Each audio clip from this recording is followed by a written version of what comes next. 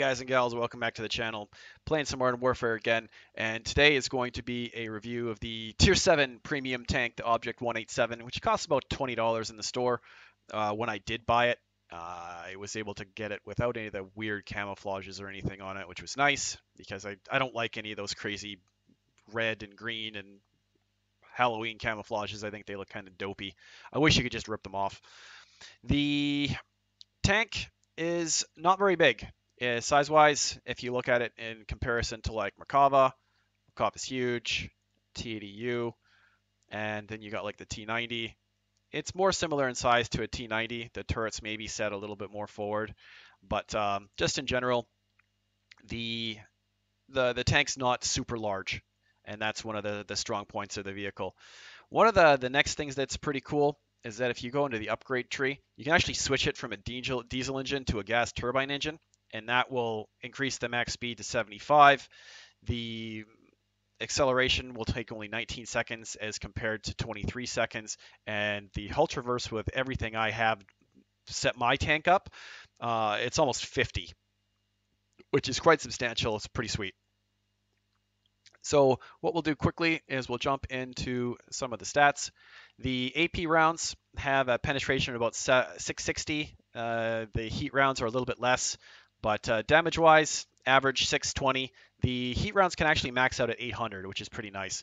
3,000 hit points of roundabout. We'll get into the armor next. We've already gone through a little bit of the mobility, but just in general, you can see with all the modified statistics here, I got a hull traverse of 50 degrees per second. Same with my turret. Getting onto the gun depression of the tank isn't very strong. It only has -6 gun depression, and elevation isn't that great either. The reload time on the gun, again, not very great either. It's not like they're 7 seconds, it's 9 or 10 seconds, depending on how well you've set up the vehicle. You could probably get it lower. I don't have mine set up to try and reduce my reload speed to the absolute lowest, so that your mileage is going to vary on that. But gun-wise, I don't have a problem with the gun. The armor is a little bit of a different story. We'll jump into the new armor modeler here, and we can see that the tank has ERA in specific areas and spaced armor stuff, cage armor on the sides here, a little bit of steel spaced armor plates here, which are going to defeat heat rounds. So you're going to want to shoot over top of those things or below the armor into here. The ERA in the front are these blocks on the front upper plate there, these extra plates here, and some extra armor ERA bricks up there. Here you have some spaced armor. This blue, I'm assuming that's additional armor. Cage armor. Yeah, ERA. So it's thickest in the turret. You don't really want to be shooting much at the turret. You can shoot into here, but you're probably going to get a partial damage hit. The only stuff when this thing is held down where it's weak from the front is shooting at the turret ring or the lower plate. But I mean, if it's hull down, you're not going to get to shoot at this, so you're going to be shooting at these things and hope that he turns his turret. But you're going to have to get him to turn it a lot because the sides of the tank are weak. Any AP round will go through this. Any AP round will go through the back sides of the turret and into everywhere else. So armor-wise, you want to shoot heat rounds above here or below here. That they're going to maybe get eaten by tracks as well, so you got to watch out.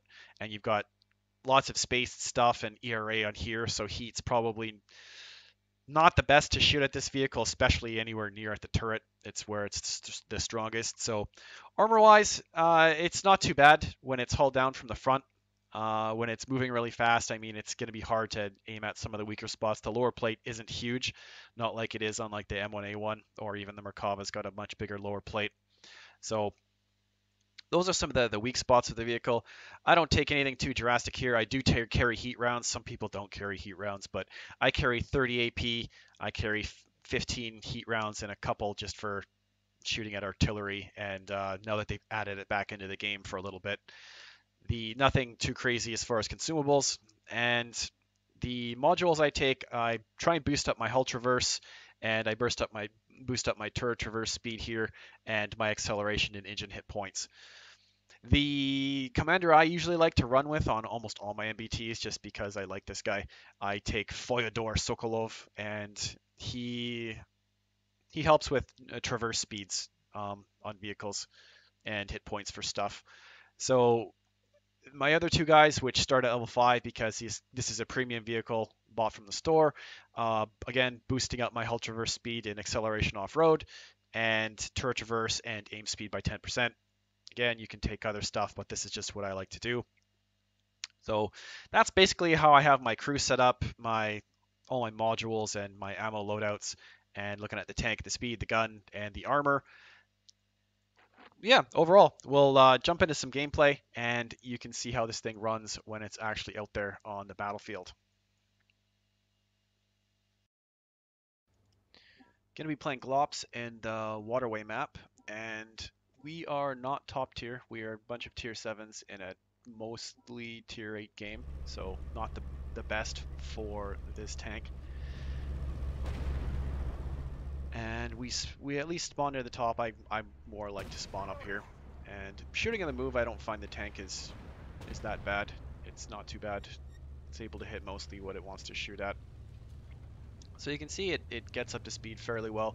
This is using the diesel engine, so it's going to accelerate a little bit better to 32 than the gas turbine, but I think in general the gas turbine is what I'm going to prefer to run with. And just popping around, was able to get that shot into that fella there, and I managed to spot him, which is nice. So popping around the corner again, and gonna see what I can get my shots at. Unfortunately, he went invisible, but I managed to track him sideways, which was pretty good. But he burned his repair kits, which is pretty nice. So I was able to pop out and track that guy, but I've taken a fair bit of damage already. Again, the frontal armor of the tank is okay. It's not super fantastic, so I'm just kind of popping out when I think I can do damage, and I don't want to block my teammates there. I think he's in a T90. Yeah, T90A. So not too much going on here. My guys are all pushing around the corner, and so I decide there's too much clustering of tanks here, and I'm gonna push around the side of the hangar into the middle of the map in the waterway. There is guys off to the right. I was a little bit worried I was giving up my side because I have basically no armor on the side. So I'm gonna pop around and put a shot into the back of this fella here, and I think that was like a Type 96A. Not too much going on in the middle of the map. The points are more set up into the south, and I didn't spawn into the south spawn, so I don't usually like to drive all the way over and switch spawns. So right now I'm just kind of hanging out in the middle, as opposed to trying to get down and into the bottom part of the map. So this part of the game was a little bit boring, just because I didn't feel like trying to relocate and fight into the south when the next rotation of the points is probably going to be up into the city. But it's one of the neat things about Glops is that the points always change, and there's always something different you need to be doing. It's not just you go to your one flank and then you hold that flank kind of thing like in PvP. You don't really get to reorganize yourself as much. And that's one of the things I like about this mode. And got a decent hit in on that guy there, and the armor held up and it bounced something off to the left, which is pretty good. My teammates decided to drop like a huge barrage of bombs into these guys with one of the... I think I maybe got a shot at this guy, so I'm like trying to see what I can get. He's invisible, so I just took a blind shot at him. Didn't really know what was going on there. So we had managed to take a couple of the special zones, which give you the upgrades, the bombing runs and such, and you can see in the map there we managed to take out some guys using those. So I'd taken this damage and I decided, okay, I think the the points are going to change fairly soon here. So I decided to get back and get my hit points back up. So I come in, hit the space bar, which is the park brake, and then everything resets to the city. And I'm almost fully repaired, back to 2,900 hit points, and I'm going to cross over the water and try and get into the 5-6 cap. So sometimes if I have a fast enough tank, I will try and go where the 2 caps usually spawn. Like sometimes they spawn in the south, sometimes they spawn in the north. But since I spawned north, I just kind of decided I would stay in the middle to the north. But because it can take like a minute or a minute and a half sometimes to drive all the way through the maps, because the maps are quite large. Usually between like 1.5 kilometers to a kilometer in size. So I'm the first tank into the 5 cap, and I'm going to try and cap it out myself. There isn't really too many teammates here. I have a T90 to my right, and to my front there's a Leopard and another T90. So I've got about 15 seconds left on this cap, and now we're down to the 10-minute mark, and we're doing pretty good. 22:63 as far as capping the zones out. Looks pretty good. And now we finally got some backup. We got a Type 96, a Type 90, and Chinese, no, it's a Ramka 99 coming in to give some support. And I want to try and get over and stop basically the enemy team from even crossing over the bridge. So looks like there's a Ramka and a Merkava down in that area. And stop just to make sure that nothing can see me down this way. But off to the left, our T90 just got taken out, which isn't that great. And I'm just scanning around to see if there's much going on here. I'm not getting spotted, so I decide that I'm going to drive across the roadway and hopefully not get shot. And I was a bit lucky that I didn't get penned there, but so I'm completely hull down here, and I was gonna put a shot into the lower plate on that. I think it was a Ramka or a Terminator, one of the two. But the Merkava pulled out in front of me broadside, which was not helpful. And now I'm gonna just put my shots into the Stingray if I can, because I don't know why he just wants to sit in the middle of the road. I don't know if he was tracked or what, but the Terminator or Ramka managed to put a shot through somewhere on my tank. I'm not entirely sure where. I was pretty hulled down, and I don't. Maybe he managed to hit my lower plate because I was poking out a little bit too much there. But you can see the gun handling is pretty good. I can pop out and I can shoot the Ramka Terminator fairly easily, and I think I'm keeping him perma-tracked to a certain degree broadside, which is always helpful. And now we've got Merkava coming in. So I put a shot into him, and now there's an airstrike happening, and I'm going to try and back out of here, but it's not going to help, and I end up getting taken out. Unfortunately, everyone died there, but we have a pretty sizable lead. We're like 1774 to 1300, so that's not so bad. So I decided I'm going to respawn into the northern spawn and try and get back in to help the Leopard 2 and our T90, which are the only ones really holding the city. And when you're playing Glops, you've really got to watch where the 2 caps happen to be, because taking one of the caps doesn't matter. You've got to hold 2 of the 3. I don't think holding 3 of 3 is really important. If you can hold 2 of the 3, that's how you win this mode as far as I'm concerned. You don't necessarily need to hold all 3 unless the other team is completely incompetent. Then you can go and you can do it, but I would much rather have everyone concentrate on the 5 and the 6 caps, like where we're at right now.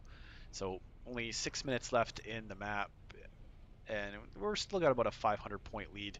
So I'm driving up and got a shot at the Merkava, so I put one pretty hefty one into him, like 630 damage, pretty good. And I'm gonna back out, and yeah, to my front we got a Leopard 2, and there's a T90 in there as well. And didn't quite have the reflexes to snap that shot off. I don't know if it would have gone in anyway. It might have hit him in the side of the turret. And pulling forward, there isn't much to shoot at there. So I'm going to come around and try and help my buddy in the Leopard. So I'm going to wait, put a shot into him on the side, and then he unfortunately takes out my friend. So I'm going to keep driving around him. Managed to put one more into him, and this is where I can keep driving around this Merkava because he can't traverse his hull fast enough, and managed to get that last one into him and take him out without taking any damage. But looking at the map, like, it looked like there was 1, 2, 3, 4 tanks, maybe 5 tanks incoming to this position. So I could sit here and just get annihilated, or I could leave. And so I decided that I was going to leave.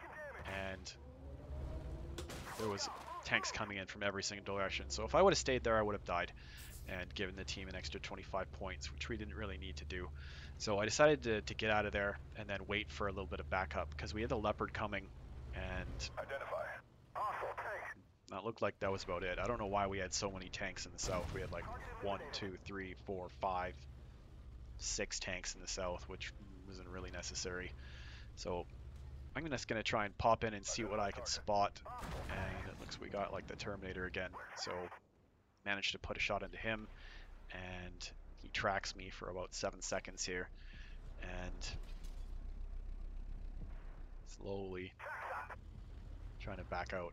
And we're going to have the gunship coming in fairly soon as well, which is pretty handy. Identify target. And got lucky that this guy pulled out in front of me there. So I was side scraping pretty good. The tank can side scrape if you keep the angle pretty shallow, like I'm trying to do here. But no one's really popping out. And again, I'm not going to push into all those tanks by myself. Yeah, people can click on the grid score all they want, but I'm not going to pull in there and murder myself just to try and take this cap. So I managed to track him at the same time as doing some damage, which is always nice. And now I can get into a spot where I'm pretty hull down, and I can... Yeah, most of the time you can do damage and track, but that time I just tracked, and hopefully I can try and track him again, keep him in this spot, and I do damage, but I don't track. But I think a little bit more damage to his hit points on his tracks. But he manages to get out of there. And now we've got Merkava coming in, and this is where I decide that it's probably time to move in, because he's already pushed past me, and our Leopard is still hanging out in the back, but this guy's got almost 4,000 hit points. So I decide to move in, put one shot on the move. You can see, so yeah, it shoots well in the move, which is always nice. And the Merkava ended up taking him out in the end. So we've pushed into here and we've taken this cap, which is great. The Leopard probably could have been a little bit more proactive on pushing in, but now we're taking this cap zone again and done almost 12,000 damage, which isn't super high. We had a bit of a lull in the middle when I was kind of out of position, not really doing enough.